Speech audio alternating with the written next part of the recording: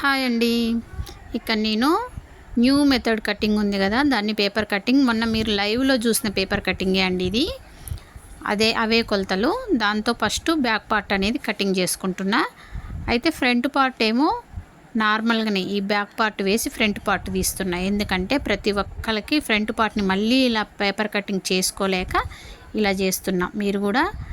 మీరు కావాలంటే back part ఒక్కటి ఇలా కటింగ్ చేసుకొని, అంటే న్యూ మెథడ్లో కటింగ్ చేసుకొని అది వేసి మీరు ఫ్రంట్ పార్ట్ కటింగ్ చేసుకోండి. ఇక్కడ బ్యాక్ నడుము దగ్గర షేప్ అదే వస్తుందండి.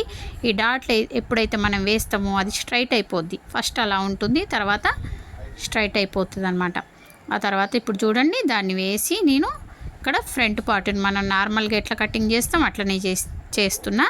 ఇలా చేయడం వల్ల టైం అనేది చాలా సేవ్ అవుతుందండి. ఎందుకంటే ఫ్రంట్ పార్ట్ కూడా మళ్ళీ న్యూ మెథడ్లో పేపర్ కటింగ్ చేసుకోలేక టైం లేక ఇబ్బంది పడే వాళ్ళ కోసం, అంటే షాపులు రన్ చేసే వాళ్ళకి ప్రతి ఒక్కరికి అలా చేయాలంటే టైం సరిపోదండి.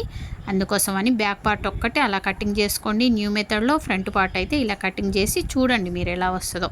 కాకపోతే ఇక్కడ నేను కొంచెం ఫ్రంట్లో వచ్చిందా లేదా అని ఒకసారి చెక్ చేసుకుంటున్నాను అనమాట.